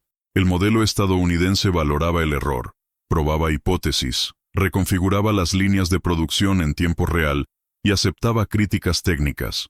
El modelo alemán, en cambio, idolatraba la precisión individual, castigaba el fracaso y a menudo sacrificaba la eficiencia en nombre de la ideología. En campos como Peenemünde, el talento estaba sofocado por el dogma. En fábricas subterráneas como Mittelberg, los prisioneros se veían obligados a montar cohetes con las manos sangrando, mientras que los científicos sabían que nunca podían revelar un error de cálculo sin riesgo de arresto. En un informe de la OSS de posguerra, uno de los analistas escribió: Alemania perdió porque no sabía cómo compartir el conocimiento que poseía. Estados Unidos ganó porque incluso el operador de torno más sencillo formaba parte del esfuerzo científico nacional. Esta afirmación revela lo que los propios alemanes tardarían años en comprender. La superioridad estadounidense no solo estaba en la tecnología, sino en la capacidad de multiplicarla. Un solo prototipo en Estados Unidos se convirtió en línea de producción en cuestión de semanas. Un avance aislado, como el radar, pronto se convirtió en un sistema interconectado de defensa continental. Los alemanes, en cambio, incluso con sus descubrimientos extraordinarios, tardaron meses o años en convertir un proyecto en un arma. Y cuando lo hicieron, Lo hicieron en cantidades ridículas. Aquí es donde la ironía histórica alcanza su punto álgido. Mientras los nazis lanzaban discursos sobre el nuevo orden técnico del Tercer Reich, quienes dominaban los cielos y el mar eran trabajadores anónimos en Detroit, operadores de radar en barcos en el Pacífico, técnicos civiles en Baltimore. Una democracia industrial, aparentemente desorganizada, había superado la disciplina totalitaria mediante la eficiencia descentralizada. La tecnología VT ejemplifica esto con precisión quirúrgica. Su desarrollo incluyó decenas de institutos, cientos de ingenieros y miles de trabajadores, cada uno responsable de una parte del circuito, pero todos conectados por el mismo objetivo. El proceso era modular, flexible y corregible. Si un componente fallaba, no había castigo, solo aprendizaje. Esta mentalidad creó un ambiente de innovación constante, donde se toleraba el error y se celebraba la repetición. Mientras tanto, el modelo alemán exigía perfección desde el principio, bloqueando avances que dependían de la iteración. Muchos de los científicos nazis ni siquiera sabían que habían perdido la carrera hasta que se cruzaron con piezas estadounidenses en campos de prisioneros, meses después de la rendición. Algunos creían que los aliados usaban un sistema de detección divina, o un sistema remoto por radio. Tal era su ignorancia sobre el funcionamiento real de la tecnología. El contraste se extendía al lenguaje. En los documentos estadounidenses, la palabra más utilizada era production. En los alemanes era precisión. En Estados Unidos se habló de logística, entregas e integración. En Alemania se insistían en conceptos como la pureza técnica, la supremacía racial en la ingeniería y la autonomía del genio. Al final, el genio fue aplastado por la fábrica. Y la fábrica ganó porque sabía escuchar, adaptarse, replicar y distribuir. La ironía de esta historia es clara. Mientras los alemanes cultivaban obsesivamente la imagen del soldado científico perfecto, Estados Unidos construyó una red de inteligencia colectiva. Una red que silenciosamente impidió que miles de B-1 alcanzaran sus objetivos, y al hacerlo, salvó innumerables vidas. Una red que no dependía de un nombre, sino de un sistema. Si te gusta desentrañar estos hechos, muestra tu apoyo. Dale a me gusta y suscríbete para que podamos seguir revelando el detrás de las cámaras de la historia con este nivel de detalle. Aún queda una última capa de esta narrativa por descubrir. El momento exacto en que los propios alemanes, ya derrotados, finalmente descubrieron el secreto de los fusibles VT, y lo que dijeron cuando los vieron desmantelados ante sus propios ojos. Su reacción te dirá más sobre la guerra que sobre cualquier batalla, y esto se revelará en el próximo capítulo. Cuando los ingenieros alemanes finalmente consiguieron un fusible VT intacto capturado, ya era demasiado tarde. La guerra estaba perdida, pero la lección solo entonces comenzó. El artefacto frente a ellos, una cápsula metálica llena de circuitos miniaturizados, componentes sellados al vacío y un oscilador de alta frecuencia, no era solo un dispositivo militar. Era el símbolo de una doctrina de la guerra que no podían prever ni librar. Una guerra librada no por héroes solitarios, sino por sistemas colaborativos, ciencia aplicada y producción a gran escala. Mientras desmontaba el VT con manos temblorosas, el oficial de la Luftwaffe confesó a un técnico: «Esto no es un arma, es una idea inventada». Lo que vio en los circuitos americanos no solo fue electrónica avanzada, sino el reflejo de un país que había entendido antes que nadie que, para ganar el siglo XX, no bastaba con tener buenos soldados. Era necesario tener buenos trabajadores, buenos ingenieros y toda una sociedad movilizada por la lógica de la innovación. Cada vida salvada en Londres, cada piloto que regresó a cubierta, cada ciudad salvada en el Pacífico, llevaba en su origen el gesto anónimo de un técnico, un diseñador, un remachador. La verdadera fuerza del fusible VT no estaba en el punto de detonación, sino en el punto de convergencia entre ética, ciencia y estrategia. Era un arma que no estaba destinada a matar a más. Estaba destinada a matar lo suficiente como para proteger vidas. Era una solución de precisión en una guerra de brutalidad. Al permitir que los artilleros lanzaran bombas voladoras sin destruir barrios enteros, el VT evitó la muerte de miles de civiles británicos. Al volar kamikazes a 300 metros del casco de un barco, evitaba que un impacto convirtiera a toda la tripulación en cenizas. Y todo esto gracias a una política nacional que creía que el conocimiento técnico era tan importante como el valor. Esta visión, adoptada por Estados Unidos con frialdad industrial y moral estratégica, mostró que la victoria en la guerra moderna dependería menos de quién apretara el gatillo y más de quién diseñara el circuito. Al final, lo que los alemanes veían como ingeniería impura, colectiva, funcional, adaptable, fue precisamente lo que les hizo vulnerables. Durante los interrogatorios de la misión Alsos, los científicos alemanes soltaron frases que hoy suenan como epitafios ideológicos. Uno de ellos, al ver el funcionamiento del radar americano conectado a los fusibles de proximidad, murmuró: «Creemos que los americanos no tenían cerebro. Olvidamos que tenían fábricas». Esta frase resuena no solo como una excusa técnica, sino como una reflexión filosófica. La idea de que el poder puede emanar de la inteligencia colectiva y la producción anónima era incompatible con la visión elitista y autoritaria del Tercer Reich. Básicamente, Alemania perdió la guerra cuando decidió apoyarse en mitos y despreciar sistemas, cuando prefería la estética del cohete a la utilidad del radar, cuando trataba a los científicos como sirvientes y a los trabajadores como desechables.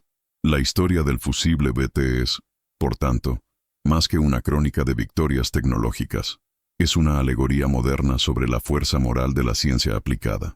Es un recordatorio de que las ruedas de la historia no giran solo por generales o tratados, sino por decisiones silenciosas.